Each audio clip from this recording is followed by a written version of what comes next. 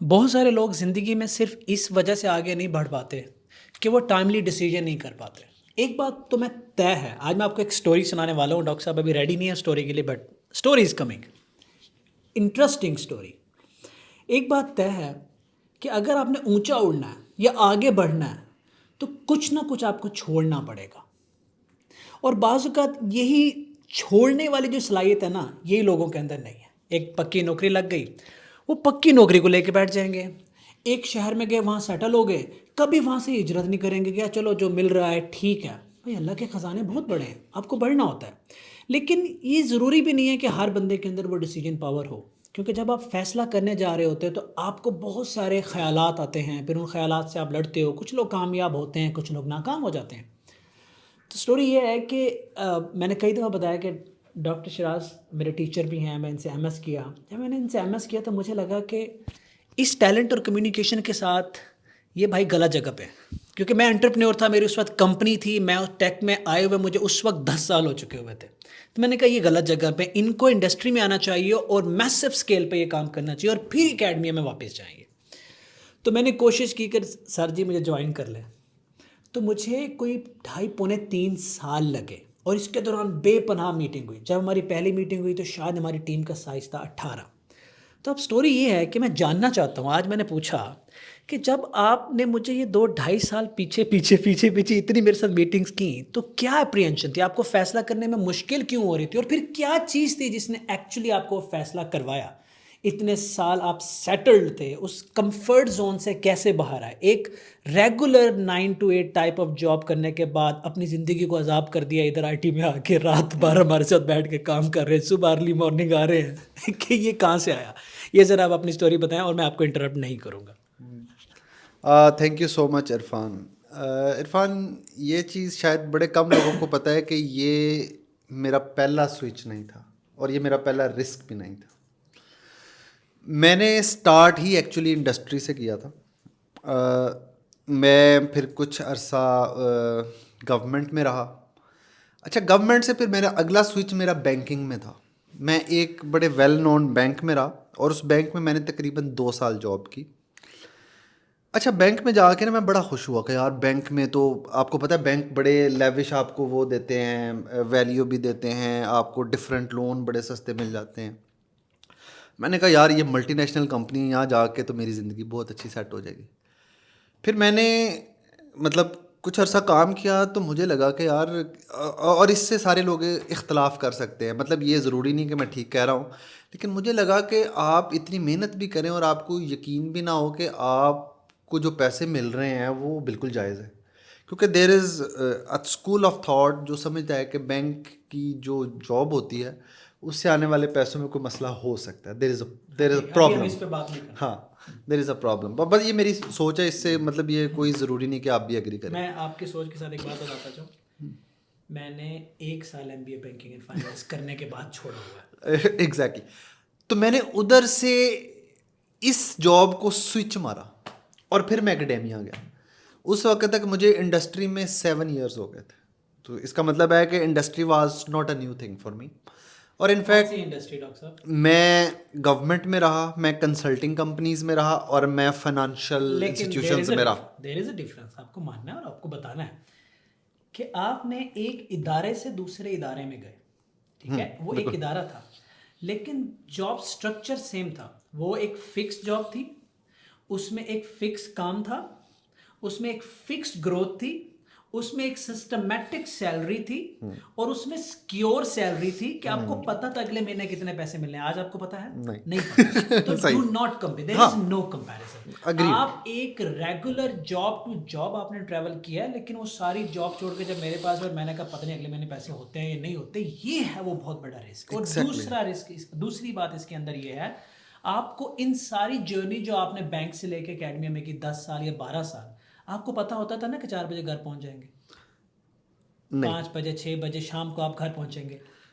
Bank کی ایک خاص بات یہ ہوتی ہے کہ آپ کو پتہ نہیں ہوتا کہ آپ نے کتنے بجے گھر جانا ہے. بینک میں بات آپ نے کتنے سال اکیڈمیا میں لگایا؟ تقریباً 8 سال. 8 سال. تو بینک تو بہت پرانا بینک پرانا ہو گیا. 8 سال آپ کو پتہ تھا نا کہ آپ نے شام کو گھر ہونا ہے. ایگزیکٹلی. 8 سال آپ کو پتہ تھا نا کہ آپ نے 9 بجے ادارے میں ہونا ہے.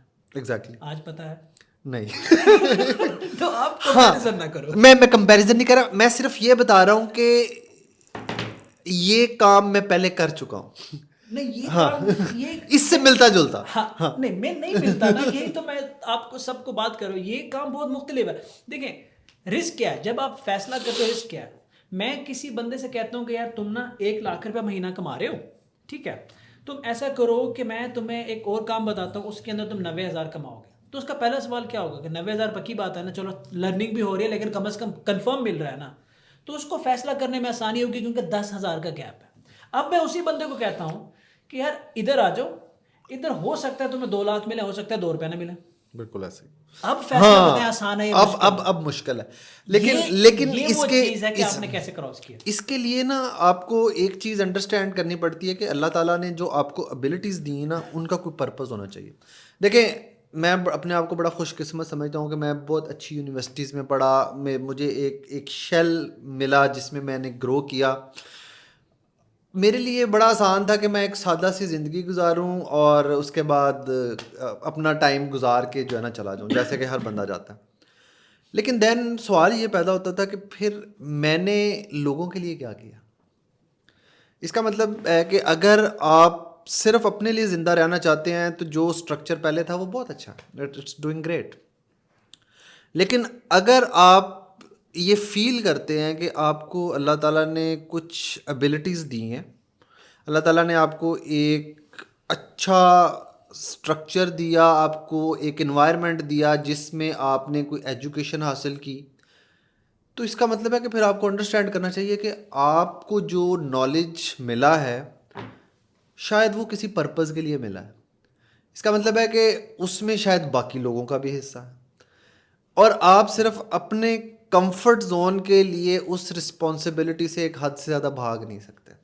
کیونکہ اگر آپ بھاگیں گے نا تو حالات اللہ تعالیٰ خود بخود ایسے کرے گا کہ آپ آپ بھاگتے ہی رہو گے. سو بہتر یہ ہوتا ہے کہ آپ ٹائم پہ انڈرسٹینڈ کر لیں کہ آپ کو جو دیا گیا ہے وہ سارا آپ کا نہیں ہے, اس میں ارد گرد کے جو آپ کے ہیومن بینگز ہیں, آپ کی جو سوسائٹی ہے, آپ کے جو لوگ ہیں, ان کا ایک بہت بڑا چنک موجود ہے. کیونکہ ہر ایک کو وہ انوائرمنٹ نہیں ملا, وہ ایجوکیشن نہیں ملی, وہ اپرچونیٹیز نہیں ملی. تو اس لیے یہ ایک موٹیویشن, اچھا موٹیویشنز اس کے علاوہ بھی ہو سکتی ہیں لیکن یہ ایک مین فورس تھی. اور دوسرا مطلب آپ جب زندگی سے کچھ زیادہ چاہتے ہیں تو آپ کو ذہنی طور پہ تیار ہونا چاہیے کہ you have to pay for it. اور اگر آپ اپنا کمفرٹ زون نہیں توڑ سکتے تو پھر آپ کو اللہ تعالیٰ سے یہ شکوہ نہیں کرنا چاہیے کہ آپ کو زیادہ نہیں ملا. So you have to be ready to sacrifice, you have to be ready to break your comfort to grow as a professional. یہ عرفان جو بتاتا ہے نا گروتھ مائنڈ سیٹ, وہ یہی گروتھ مائنڈ سیٹ یہی ہوتا ہے کہ آپ ایک سرٹن لیول آف انسرٹینٹی کے ساتھ زندہ رہ سکیں. تو میرا خیال ہے کہ جب آپ ذہن میں ایک سرٹن لیول آف انسرٹینٹی کے ساتھ زندہ رہ سکتے ہیں اور اپنے برین کو کام رکھ سکتے ہیں تو then you can make the decisions. What do you think کتنے ریزگنیشن ہونے والے ہیں آپ کی اسٹوری کے بعد؟ میرا خیال ہے کہ کسی وجہ سے بولی ہے.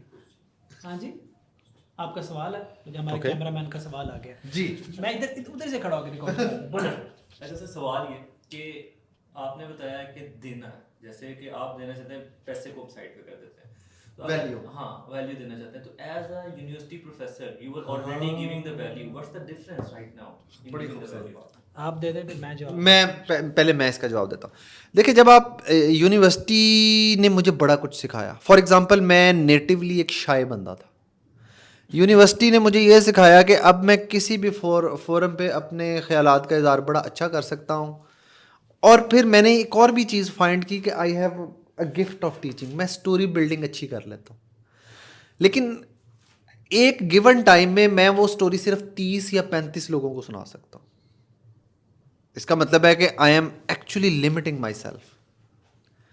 سو why not tell that story to 3,500 may be 35,000 اور may be record it somewhere کہ اس سے کافی سارے لوگ فائدہ اٹھا سکیں. اسکل تو وہی ہے, ٹائم بھی وہی ہے, تو مجھے لگتا ہے کہ اچھا یہ چیز پہلے شاید اتنی کلیئر نہیں تھی، لیکن یہ جب سے ہمارا ہوپ ٹو اسکل انیشیٹو ہے نا، اور اس کا جو رسپانس ملا ہے، تو مجھے لگتا ہے کہ میں نے بالکل ٹھیک فیصلہ کیا. کیونکہ ایک چیز اور بھی جو بڑی امپورٹنٹ ہے وہ یہ ہے کہ جب آپ کوئی رسک لیتے ہیں نا تو آپ کے سامنے ویژن بالکل کلیئر نہیں ہوتا، چیزیں کچھ بلری ہوتی ہیں. اسی لیے تو رسک ہے نا یہ، کہ آپ کے سامنے ایک ویژن ہے، آپ اس کے لیے ایفرٹ کر رہے ہیں، لیکن وہ ویژن ٹائم کے ساتھ ساتھ کلیئر ہوگا. تو ادھر عرفان اگر کچھ ایڈ کرنا چاہیں تو. میرا پرسپیکٹیو ہے ڈفرینٹ، دے دیں میرا. مجھے یہ لگتا ہے کہ سوال اس نے یہ کیا کہ آپ تو ویلیو تب بھی دے رہے تھے، تبھی پڑھا رہے تھے اب بھی. تو آپ کا جواب یہ ہے کہ تب میں 35-40 کو پڑھا رہا تھا، اب میں 35-40 ہزار لوگوں کو پڑھا رہا ہوں. میرا سٹانس اس پہ یہ انکلوڈنگ یہ تھا کہ آپ نے بڑا اچھا کیا، لیکن ایک ایڈیشنل چیز، کوئی بھی ٹیچر ٹیکنالوجی کی دنیا میں پرٹیکولرلی ان کمپیوٹر سائنس اگر انڈسٹری ایکسپوجر لیے بغیر بچوں کو پڑھا رہا ہے تو وہ ویلیو وہ دے ہی نہیں سکتا. پاسبل ہی نہیں ہے، میں کیٹیگوریکلی سلو بول رہا ہوں، ہو ہی نہیں سکتا. اب جب یہ ادھر سے آئے، ٹیچنگ میتھڈ ان کا اچھا، کمیونیکیشن ان کی اچھی، اسٹوری ٹیلنگ ان کی اچھی، تو میں نے انہیں کہا تھا ایک انیشیل میٹنگ میں کہ جب آپ اس انڈسٹری میں آؤ گے ڈاکٹر صاحب، اس انڈسٹری میں چند سال لگانے کے بعد جب ہم پڑھائیں گے تو وہ گولڈ ہوگا. اس لیے ہوپ ٹو اسکل کے اندر جب ہم پڑھا رہے ہوتے ہیں تو انڈسٹری کا اور اکیڈمیا کا جو ایکسپیرینس ہے وہ مل کے ڈلیور ہو رہا ہوتا ہے. ٹیچنگ میتھڈ جو ہوتے ہیں وہ ایک ٹیچر کے نہیں، ایک پریکٹیشنر کے ہوتے ہیں. آپ کے سامنے اس وقت ایک فل فلیج ٹیچر پلس پریکٹیشنر کھڑا ہوتا ہے، تب جا کے ویلیو ہوتی ہے. جتنے بھی حضرات 10-20 سالوں سے پڑھا رہے ہیں، میری ان سے گزارش ہے کہ ایک سلائیڈ کو 10 دفعہ پڑھنے سے وہ انوویٹیو نہیں ہو جاتی، وہ اتنی ہی رہتی ہے. اگر آپ کچھ انوویٹ کرنا چاہتے ہیں، انڈسٹری میں آئیں، رسک لیں، ویژن کلیئر کریں، کانسیپٹ کلیئر کریں، لیٹسٹ ٹرینڈ کو سمجھیں، اپنے میتھڈالوجیز کو اپڈیٹ کریں، پھر جا کے پڑھائیں. آپ کئی 100 گنا زیادہ نالج اور ویلیو دے سکتے ہیں. میرا یہ ٹیک ہے سر اس کے اوپر. You are very right. اور ایک اور مزے کی بات اس سے ہے، یو لائک مائی اسٹائل نا، کہ میں اچھا پڑھاتا ہوں. ڈڈ یو ایور نوٹس کہ شاید یہ ان 7 سالوں کی وجہ سے تھا جو میں پہلے اکیڈیمیا میں نہیں تھا. مجھے لگتا ہے کہ کیونکہ میں اب اصل میں نے کچھ پڑھانا ہوتا تھا، میں انفارمیشن سیکیورٹی پڑھاتا تھا، تو میں اس فائنانشیل انسٹیٹیوشنز کے اندر ہونے والے انسیڈنٹ کوٹ کرتا، کیونکہ وہ میں نے فرسٹ ہینڈ نمٹائے تھے اور بھگتے تھے. ایگزیکٹلی ان شارٹ سمرائز یہ کر رہے ہیں کہ آپ نے اگر میسو اسکیل پہ، لارج اسکیل پہ ویلیو دینی ہے تو پہلے آپ کو ایکسپوئر لینے کی ضرورت ہے، جس میں ایکسپوئر صرف ایک کالج یونیورسٹی میں صبح 8 سے لے کے 9 سال تک 9 بجے تک 20 سال تک مسلسل لوگ یہ کام کرتے ہیں، 30 سال تک بھی کرتے ہیں. اس ٹائم جائیں گے پڑھائیں گے، واپس آئیں گے، جائیں گے پڑھائیں گے، واپس آئیں گے، جائیں گے پڑھائیں گے، لوگ کئی سال گزار دیتے ہیں. This is not exposure. You have to come out. آپ کو رسک بھی لینا ہے، آپ کو ہجرت بھی کرنی ہے، آپ کو نئی ٹیکنالوجیز کو پڑھنا نہیں سمجھنا ہے، پھر آپ جا کے ویلیو دے سکتے. اور اپنا کمفرٹ زون توڑنے کی عادت بھی ڈالنی ہے. Sometimes you have to shake yourself to get your growth. اب آپ الحمدللہ یہ کہہ سکتے ہیں. میں بالکل ایسے ہی. ڈاکٹر صاحب نے بہت، یہ آپ کے لیے بہت بڑی ٹرانزیشن تھی honestly speaking. He is very down to earth person. تو ابھی انہوں نے ایسے بول دیا ہے، لیکن مجھے پتہ ہے نا کہ کتنے سکون میں تھے، اور آپ الحمدللہ میں نے کتنا عذاب کھڑا کیا. Thank you very much doctor صاحب. Thank you so much.